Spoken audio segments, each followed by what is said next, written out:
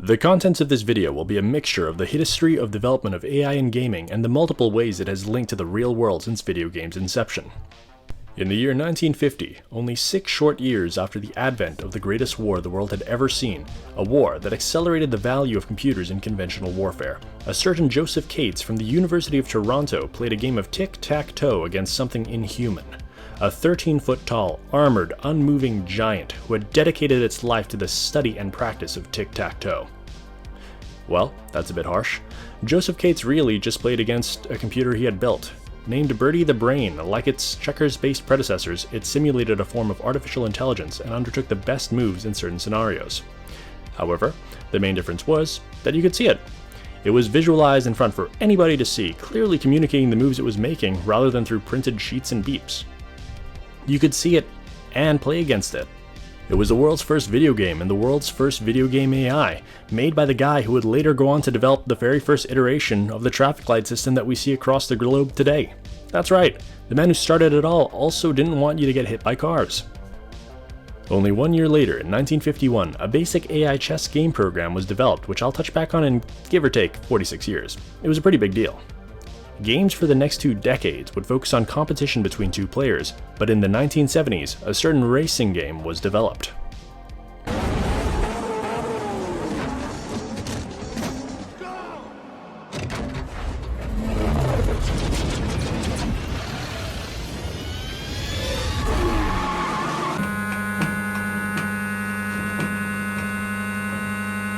Speed Race, developed and released in arcades in 1974 by Taito. It was the first racing game where you didn't have to deal with your gloating friend if you lost. You were playing against the game, not a player.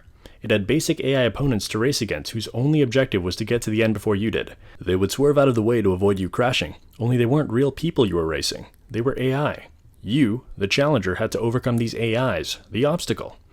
It wasn't long after that that people kind of realized that you didn't have to play with someone else to enjoy games. You could just play with yourself. Hold on, not in that way. Only 4 years later, in 1978, things got hard, and then easy, and then hard, and then medium. Space Invaders had the first changing difficulty reflective of different movements and scripting for the in-game elements that changed depending on player input. Another 2 years later, PacMan, developed by Namco, entered the fray.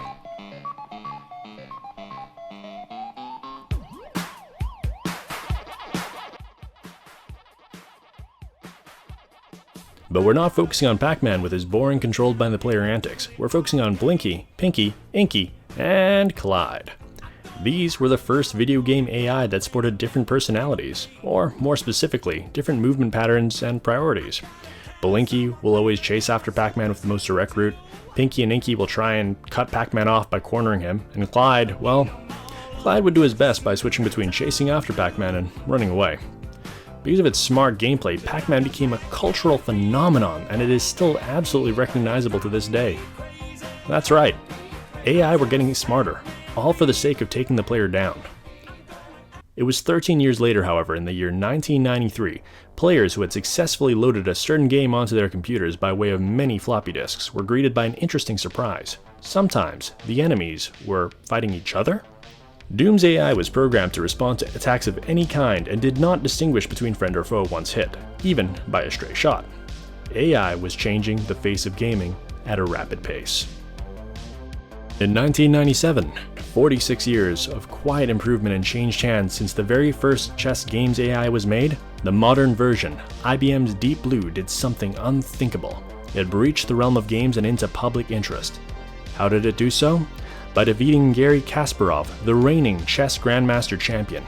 An AI, the challenger, had overcome a human, the obstacle. An issue that began sprouting up around 2003 was a criticism made by mainstream media on violence in games surrounding the realism of GTA 3.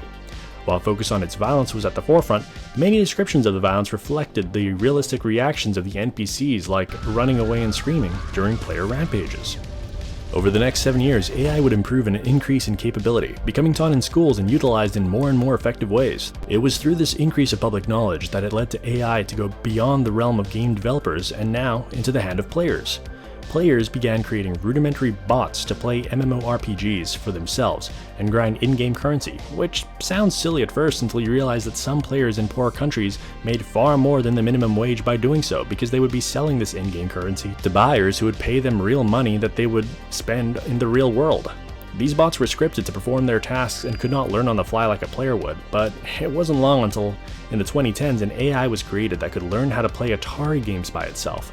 Now, AI wasn't just an obstacle, but it has joined us in the realm of players.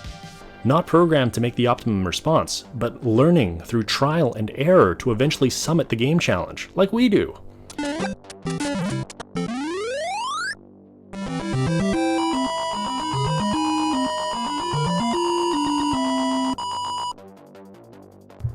Which brings me to the OpenAI 5.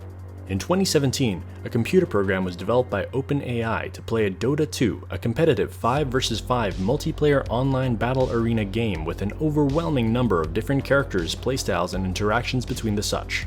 OpenAI learned through reinforcement learning, a method where it would constantly play against itself hundreds of times a day for months and months and reward itself for achieving goals that would lead to winning, such as killing enemies and destroying protective structures. Okay, he's almost out of mana, but he has Mango. Sneaky bot. It's going in. I'm dead.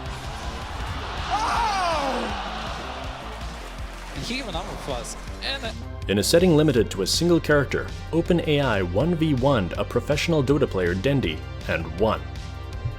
It was a far cry from beating a whole team of 5 who would possess different strategies and methods, but it was a start. In 2018, just a year later, the OpenAI 5, a team of 5 bots based on the OpenAI software, began defeating amateur teams.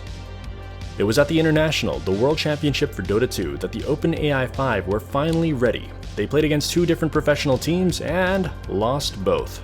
Turns out, they weren't ready enough, but just a short year later, they took on the winners of that year's International in a best-of-3 series, and they won.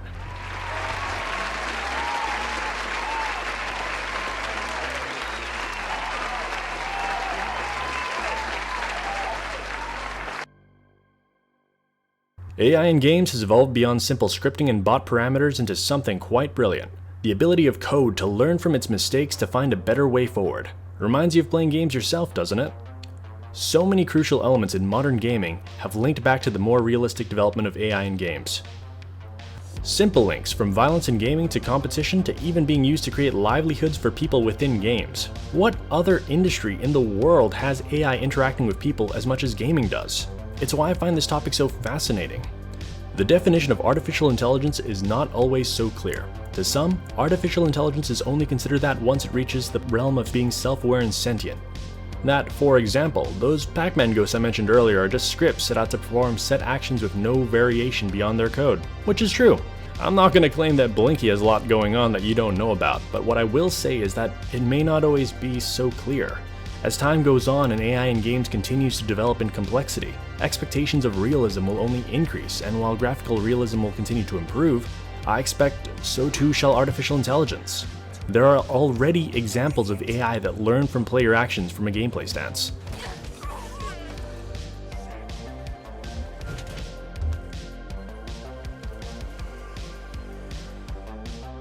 So how long will it be before programmers start developing AI for NPCs that can genuinely learn and develop personalities and thoughts based on the game experiences that they are made privy to?